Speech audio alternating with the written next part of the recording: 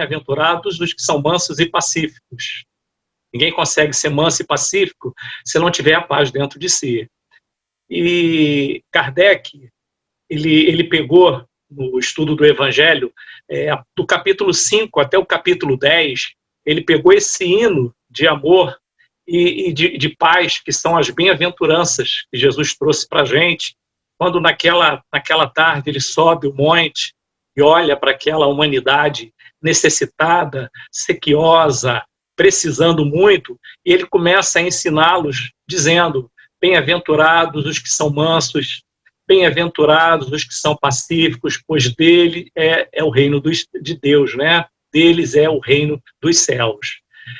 Então, esse capítulo, Kardec ele colocou essas duas bem-aventuranças: bem-aventurados os que são mansos, porque eles herdarão a terra; bem-aventurados os que são pacíficos, porque serão chamados filhos de Deus. E Kardec, né, com aquela pedagogia daquele professor, ele colocou nesse capítulo, no capítulo 9, as virtudes que estão relacionadas a essa paz interior, essa mansuetude do coração e essa pacificação dos nossos sentimentos, que o capítulo, ele faz um estudo da afabilidade, da doçura, da paciência, da obediência e da resignação e da cólera. É um capítulo curto, um capítulo breve, e Kardec faz uma explanação um pouco sobre essas bem-aventuranças de Jesus, né? O que o mestre veio trazer para a gente nessas bem-aventuranças, e ele utiliza da parte dos espíritos, né? Para que cada espírito fale um pouco sobre uma dessas virtudes, uma dessas condições que nos permitem ter essa paz que Jesus veio trazer para a gente. E continua no item 3. Eu vou ler o item 3 do capítulo 9, onde é uma anotação de João. Ele diz assim: sabeis o que foi dito aos antigos: não matareis, e quem quer que mate merecerá a condenação pelo juízo. Eu, porém, vos digo que aquele que se puser em cólera contra o seu irmão merecerá ser condenado ao juízo. E todo aquele que disser ao seu irmão, raca, merecerá ser condenado pelo conselho. E todo aquele que lhe disser, és louco, merecerá ser condenado ao fogo do inferno. E Kardec coloca, né, ao tempo de Jesus, os judeus, toda vez que eles viam um povo que eles não consideravam, eles tinham o hábito de fazer essa expressão, raca, e virar para o lado. Então, é uma expressão que significava que aquela pessoa, aquele povo, aquele ser, era inferior e que eles não poderiam ter contato com ele.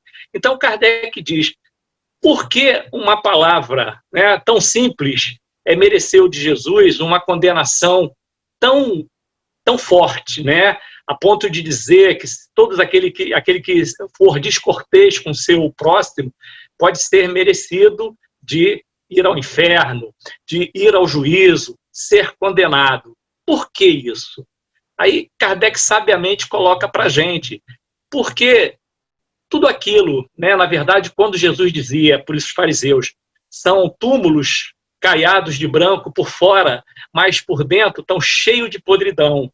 Aí ele completa: porque a boca fala do que o coração está cheio.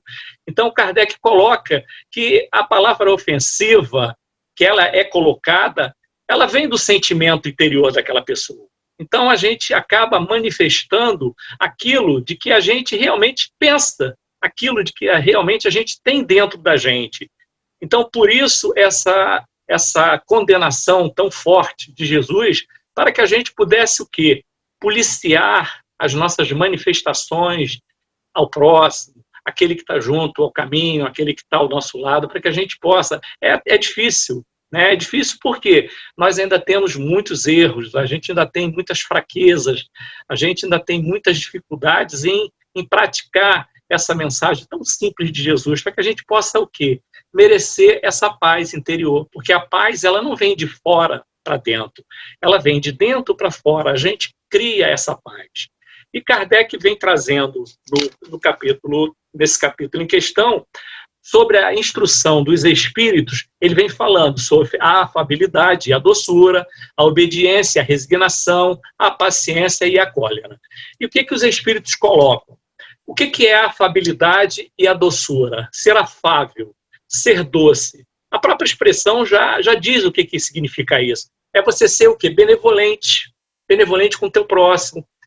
Ter carinho, ter amor pela criatura que está caminhando com você. Você olhar para o seu irmão, ele esteja na rua, ele esteja na casa espírita, ele esteja na sua casa, seja um irmão indiferente, estranho, que passa por você na rua, você ter um sentimento de uma boa relação.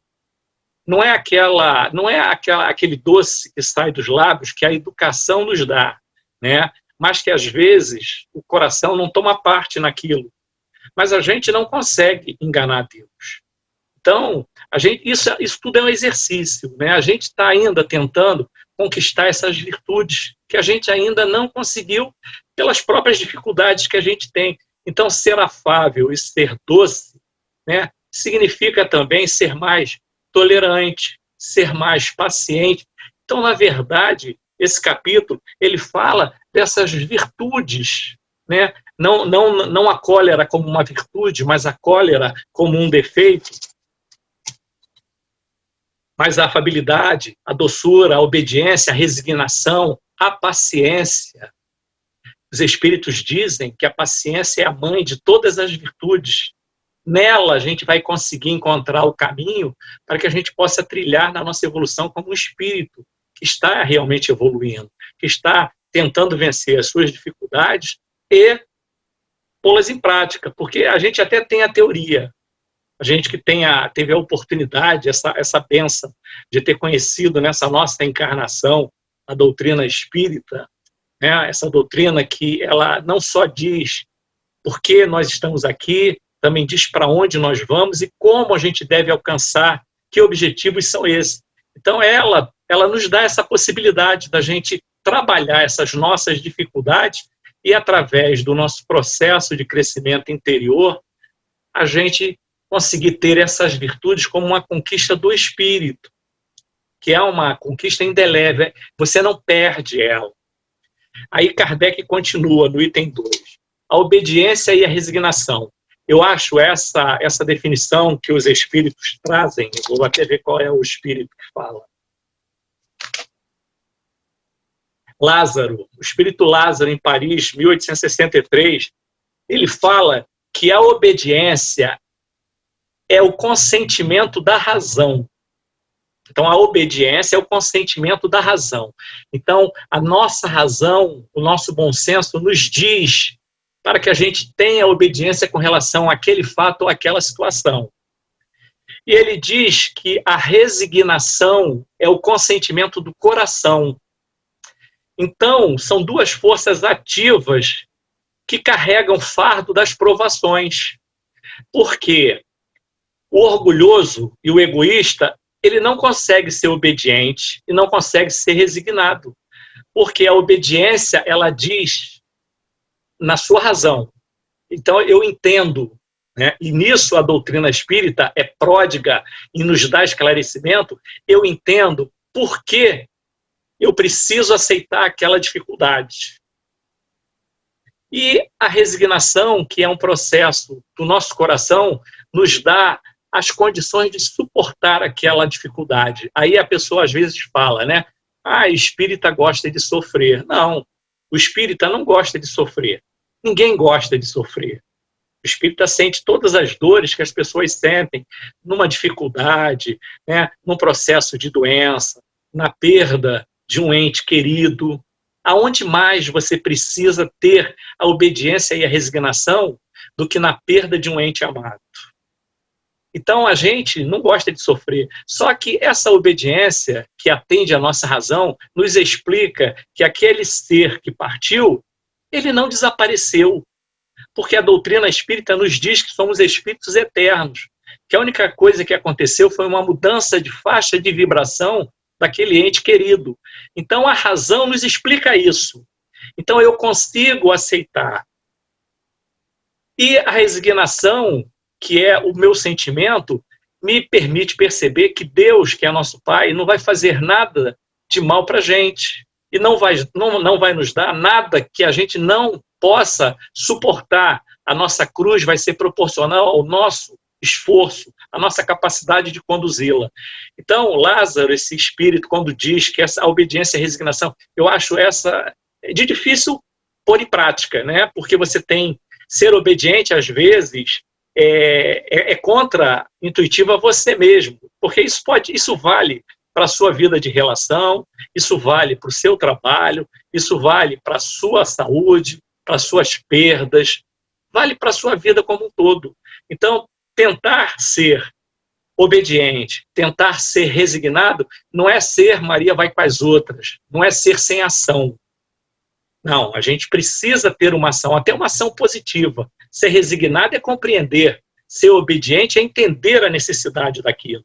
Então é difícil, mas a gente vai colocar. Então, se a gente consegue trabalhar a obediência e a resignação, a gente já consegue afastar um pouco o orgulho e o egoísmo, que são as chagas que Kardec diz são as chagas da humanidade.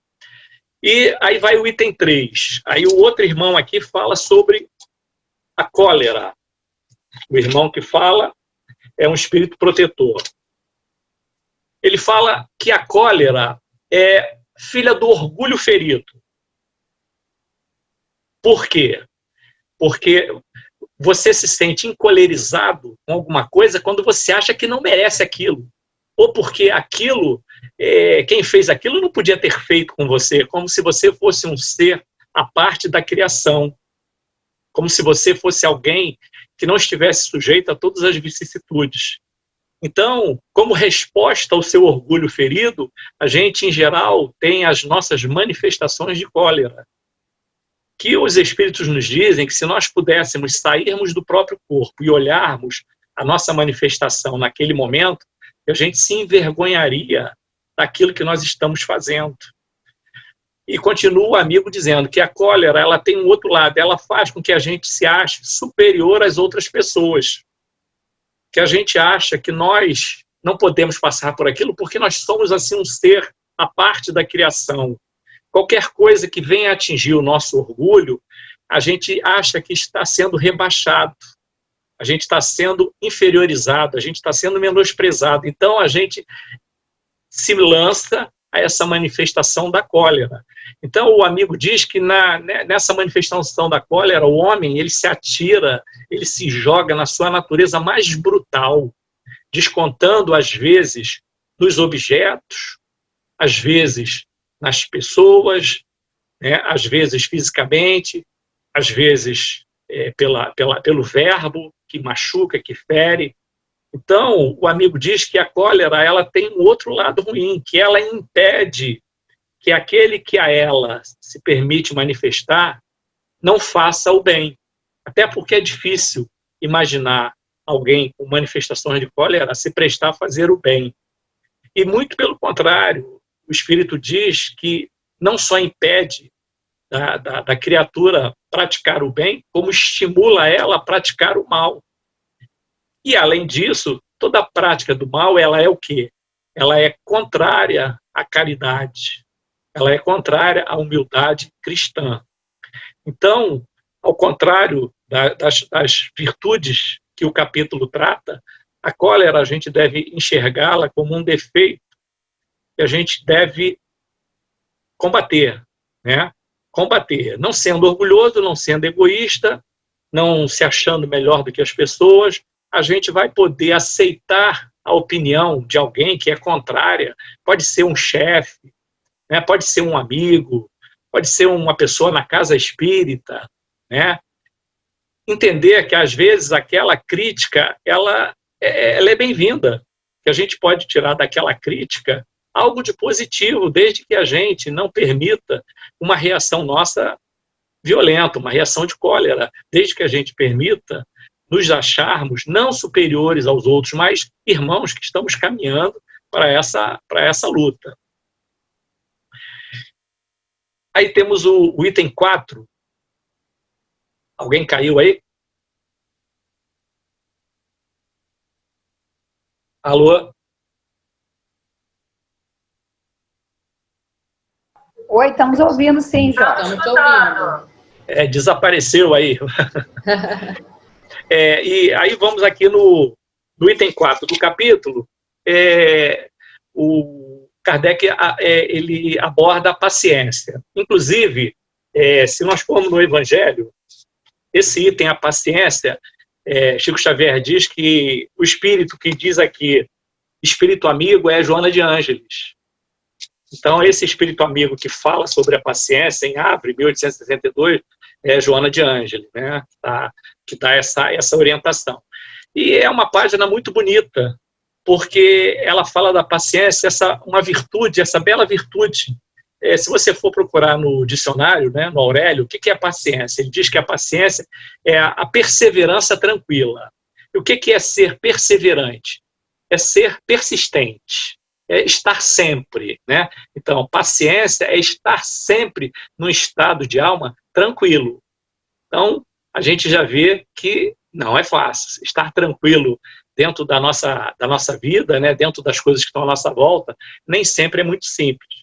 Mas se fosse simples também, a gente não precisaria lutar contra. Então, Joana de Ângeles, o espírito protetor, ele vem falando que a paciência é a mãe de todas as virtudes. Né? Frase bela, a mãe de todas as virtudes. E ela diz também que é uma caridade. Então, ser paciente é uma caridade. E que a gente deve praticar essa lei da caridade, que é a lei ensinada pelo Cristo. A gente sabe que existem várias formas de você praticar a caridade, você fazer a caridade. Né?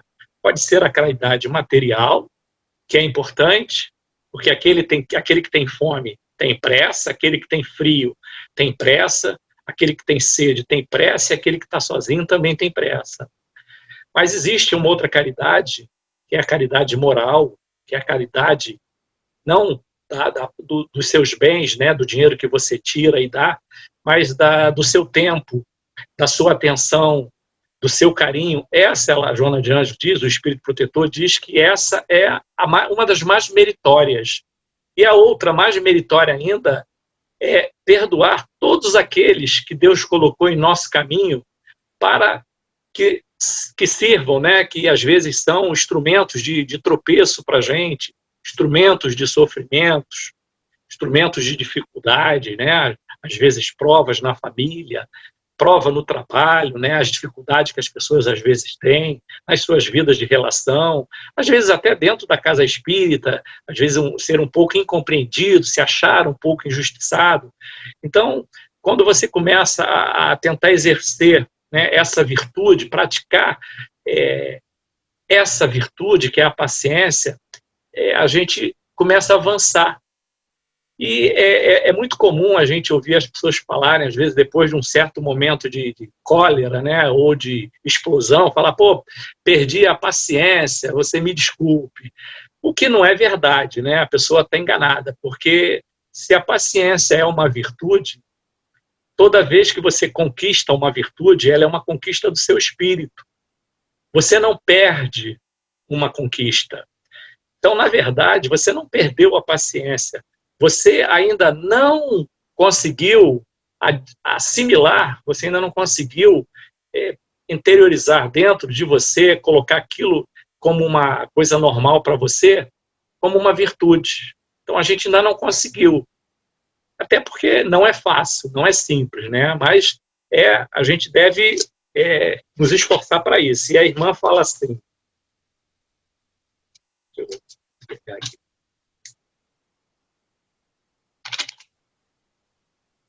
A vida é difícil, bem sei. Compõe-se de 1000 nadas, que são outras tantas picadas de alfinete, mas que acabam por ferir. Se, porém, atentarmos nos deveres que nos são impostos, nas consolações e compensações que, por outro lado, receberemos, havemos de reconhecer que são as bênçãos muito mais numerosas do que as dores, E o fardo parece menos pesado quando se olha para o alto do que quando se olha para baixo, para a terra e para a fronte. Aí ela continua: coragem, amigos, tende no Cristo vosso modelo. Mais sofreu ele do que qualquer de vós, e nada tinha de que se penitenciar, ao passo que vós tendes de expiar o vosso passado e de vos fortalecer para o futuro. Sedes, pois, pacientes, sedes, pois, cristão. Essa palavra resume tudo. Então, a irmã, né, o amigo espiritual, vem nos dizer da importância da gente praticar essa paciência, da gente fazer essa paciência como um treino do nosso dia a dia, nas pequenas coisas, a gente ir avançando, até para que a gente possa merecer, como Jesus disse, bem-aventurados os que são mansos e pacíficos. Por quê? Jesus nos diz: possuirão a terra. Essa é uma promessa muito séria. A gente não está falando da terra apenas, né, da terra, o mundo material. A gente sabe que o planeta está entrando num processo de regeneração, vai ser um planeta diferente. Nós, os espíritos que aqui ficarão, também serão espíritos diferentes, né, melhores do que nós somos hoje. Pode ser até que sejamos nós, pode ser que não sejamos merecedores, mas a gente deve pensar nisso. Imagina, pensar num mundo sem dor, sem tristeza, sem violência, sem indiferença, sem miséria, sem egoísmo, né? Isso é importante. Então, como é que a gente começa a fazer isso? Acreditando, primeiro, nas palavras de Jesus, na promessa que ele fez para a gente, que os mansos e os pacíficos herdarão a terra. Ah, mas aí, vai dizer, mas aí tem que praticar essas virtudes, é muito difícil. Aí o pessoal aqui vai pensar assim: você está falando aí ser paciente, ser brando, ser pacífico. É muito fácil porque você não é casado com a minha mulher. Ou então porque você não é casado com o meu marido. Você não conhece aquele marido falso, pão duro. Ou então, vai morar do lado daquela minha vizinha. Vai perdoar aquela falsa. Vai praticar a paciência com ela. Ou então, né, queria ver se o Jorge tivesse a minha família, se estivesse no grupo íntimo da minha família, se ele ia estar recomendando a paciência. Tudo isso é difícil, né? A gente sabe que é mais fácil a gente falar do que a gente fazer. Mas André Luiz diz também que hoje, o que nós não fizermos na presente encarnação, com os meios e recursos de que possuímos, haveremos de fazer na próxima encarnação com muito menos recursos. Então é importante que a gente avalie que recursos nós temos hoje, que ferramenta nós temos hoje, que é a doutrina espírita, essa ferramenta rica em ensinamentos, rica em informações. Ela é um meio que a gente pode usar para que a gente consiga ir vencendo aos pouquinhos essas dificuldades todas. Eu gosto muito de falar, tem um trovador já desencarnado, um paulista do interior, Cornélio Pires, ele traz nas suas obras diversas trovinhas que, na verdade, nada mais são do que realidades que ele transformou do espírito sofredor numa trova para trazer para a gente como lembrança. Então, eu separei 3 aqui. Ele fala assim, sobre aquela vizinha, a vizinha que a gente não tem paciência. Existe uma boa briga, é aquela de que provém a ideia de se fazer a paz, o progresso e o bem. Sobre as famílias, ele fala assim, sociedades e grupos são destinados ao bem. Deus não cria mal nenhum, nem cativeiro a ninguém. E sobre maridos e esposas, ele fala assim, de outras vezes, ligação em fogo, martírio e chagas. É o resgate progressivo do débito que se paga. Então, nós estamos na família certa, com as pessoas certas, no trabalho certo, com os amigos certos, na casa espírita certa, com as dificuldades certas, né? Então, realmente, se a gente esquecer de exercitar a paciência, se nós não nos policiarmos, a gente vai começar a cair nesses erros de repetir sempre as mesmas dificuldades, as mesmas falhas, as mesmas dores, né? A gente não avança. Então, vamos começar a colocar isso em prática, né? Já que a gente tem a doutrina para isso, vamos começar na nossa casa espírita, quando aquela pessoa mais simples, que a gente às vezes não tem muito contato, ou que ela está vindo pela primeira vez para assistir uma palestra, aí às vezes está angustiada, trazendo um problema, trazendo uma dificuldade, e ela, erradamente, ela olha para as pessoas que estão na casa espírita há mais tempo, os médios, os dirigentes, né, como pessoas assim que são superiores. Então ela às vezes quer chegar para falar, para passar uma dificuldade dela e vem até nós, né, pedindo um minutinho, e às vezes a pessoa está ou está cheia de tarefa, ou está já terminando, está querendo ir para casa. Então a pessoa chega perto e pede um minuto de atenção e você não tem muito o que correr, aí você acaba parando ali e a pessoa começa a falar e você não está ouvindo muito, está pensando, tem que chegar em casa, tem que fazer isso, tem que fazer aquilo, e a pessoa está ali do teu lado, falando aquela dificuldade, falando aquele problema, né? Às vezes querendo até só um pouco mais de atenção para dividir uma dor, e você está ali, né, pensando em outras coisas, não está ouvindo o que a pessoa está dizendo. Aí quando a pessoa termina de falar, ela chega para você e pergunta: o que o senhor acha? Aí o que você vai falar para ela?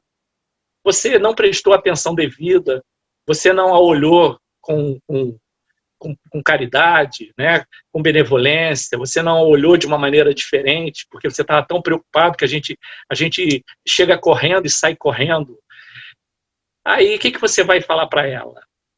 Aí você às vezes vai falar o trivial: isso tu vai passar, minha irmã, continua vindo na casa, e você não a ouviu, e você perdeu uma oportunidade, porque provavelmente um amigo espiritual que estava ali ao teu lado ouviu tudo que ela falou, e havendo a possibilidade, ele vai atendê-la. E nós que perdemos essa chance, nós que perdemos essa oportunidade. Então vamos nos policiar, mesmo dentro da dificuldade, vamos nos policiar, principalmente na casa espírita, onde todo mundo que vem acha que ali só tem santo, e a gente sabe, né? Costumo falar que não tem santo, ali só tem devedor. Graças a Deus a gente tem a casa para que a gente possa resgatar um pouco dessas nossas dificuldades. Então vamos fazer isso que a Joana de Ângelo diz, vamos usar a paciência como uma virtude ativa, né? Uma virtude que precisa que você movimente ela em direção a alguma coisa, não como uma coisa passiva. Como é que a gente faz isso? Vamos procurar ter serenidade, vamos evitar as tensões excessivas, a irritação, a cólera, o medo, a depressão, principalmente nesse momento que a gente vive dessa pandemia do vírus chinês aí, que tanta dificuldade está trazendo para as pessoas, para o mundo todo, né? Então vamos procurar ser mais harmoniosos. Nós temos quanto tempo ainda? 15 minutos? Uns 10 minutos, pode ser. 10 minutos, né? Tem no livro Contos e Apólogos, do Chico Xavier, de Humberto de Campos. Eu gosto muito do Humberto de Campos, tem a coleção completa dele, porque ele é um repórter na espiritualidade. Ele tem acesso à biblioteca do plano espiritual, onde estão registradas as vibrações de toda a história da humanidade. Então, ele tem acesso a essa biblioteca, vamos dizer assim. Então, ele traz contos que são, na verdade, fatos verdadeiros sobre a forma de uma lição para que a gente possa entender aonde que a gente está precisando melhorar. E nesse livro Contos e Apólogos, ele traz uma história real que mostra a dificuldade da gente pôr na prática a paciência e de evitar a cólera. Então, é uma história, um fato real que aconteceu, narrado por ele, para que a gente possa entender como é difícil praticar a paciência e evitar a cólera. É a história de um palestrante espírita, né? Era uma manhã ensolarada, ele estava na casa dele, era um domingo, era Gustavo Torres. Então, ele tinha uma palestra para fazer durante a semana, então ele estava se preparando para essa palestra. Ele estava escrevendo sobre o conceito da arte de ajudar. Então ele iria falar sobre isso, o conceito da arte de ajudar e da paciência. Ele era dedicado, estudava muito, né? Acreditava que toda luta na Terra era uma escola de formação, de caráter, de espírito, e ele começava a anotar na sua mesinha, no seu papel, as frases que ele ia desenvolver, que ele ia fazer os comentários evangélicos nessa casa espírita sobre a arte de ajudar e sobre a paciência. Então ele faz uma prece e começa a escrever, né? Começa sensibilizado, aí ele começa a escrever. Ele escreve que o próximo de qualquer procedência é nosso irmão e credor do nosso melhor carinho. Que o caluniador é um teste para a nossa paciência. Que nós, quando somos vitimados pelas ofensas, a gente está recebendo de Jesus a oportunidade de ajudar. Que a desculpa constante é a garantia da nossa paz. E que suportar as dificuldades fortalece o nosso sentido de aceitar as provações com resignação. E aí ele completa: se alguém é instrumento de aflição na tua casa ou na tua vida, sede tolerante para com ele. A calma tonifica o espírito. Então ele vinha escrevendo essas frases que ele estava bolando para que ele pudesse desenvolver a sua palestra. Nesse momento, a criada, uma senhora que servia a casa dele, veio trazer para ele, no escritório, uma taça, uma xícara de chocolate quente. Então ela vai se aproximando, mas ela não percebeu que dentro da xícara tinha uma mosquinha morta. Gustavo Torres pega a xícara da bandeja e ele nota aquela mosquinha morta dentro da xícara. E ele, num acesso de indignação, ele gritou com a empregada dele: como é que você se atreve a essa desconsideração? Você acredita que eu devo engolir esse mosquito? E nesse momento que ele está falando isso, ele fica um pouco colérico e, num gesto bruto da mão, ele derruba a travessa que estava o lanche que a servidora dele vinha trazendo.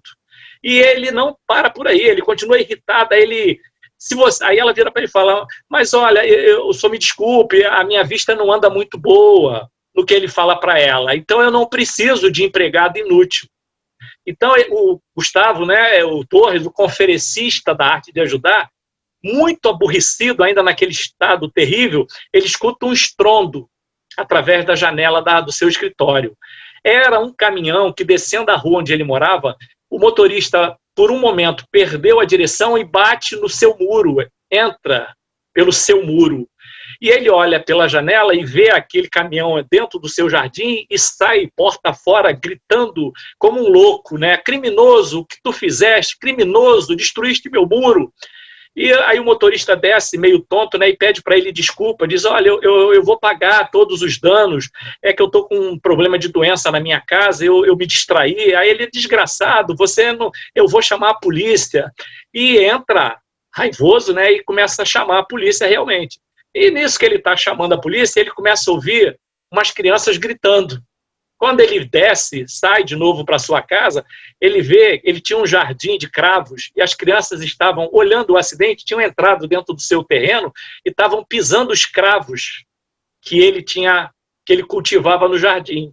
Aí ele explodiu de vez: vagabundo, aí chama as crianças de vagabundo, ladrões, rua, fora daqui, a polícia tem que prender todo mundo.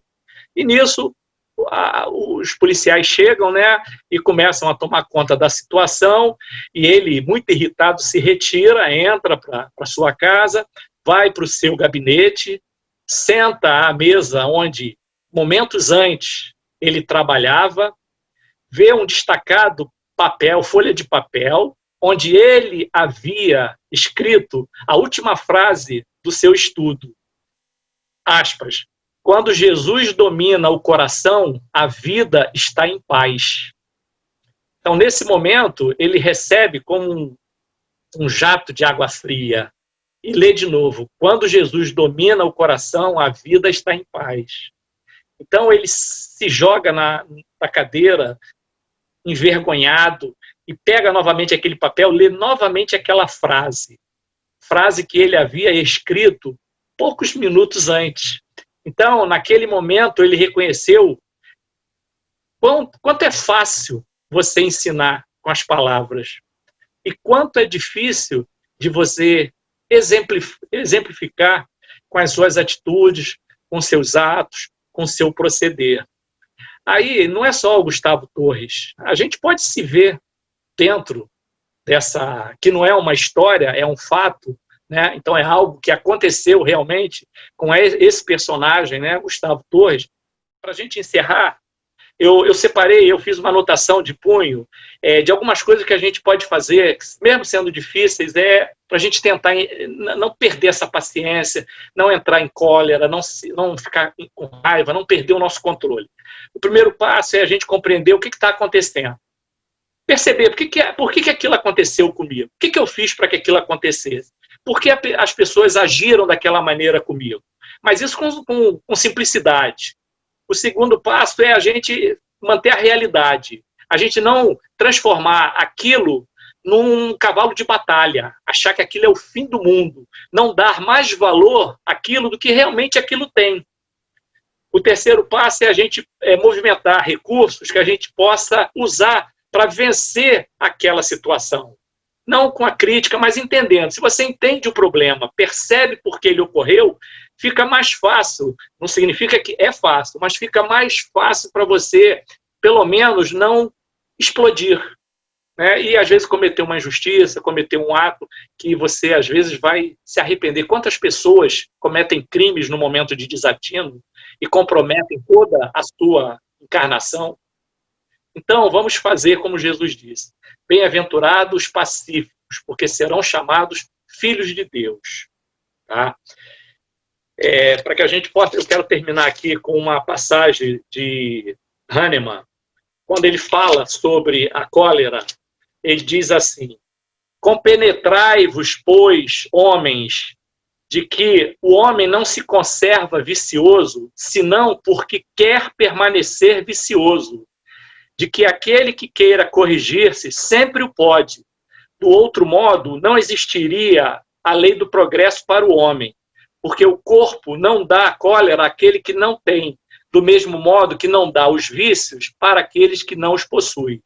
Então, que a gente possa, né, usando a doutrina espírita como uma ferramenta, que a gente possa, ao estudá-la, ao lê-la, que a gente possa pôr em prática pequenas ações, já que a gente não consegue plantar grandes trechos de flores, que a gente consiga botar pelo menos uma florzinha no nosso jardim, no jardim do outro, para que a gente consiga avançar e chegar ao final da nossa encarnação, percebermos que a gente avançou um pouco.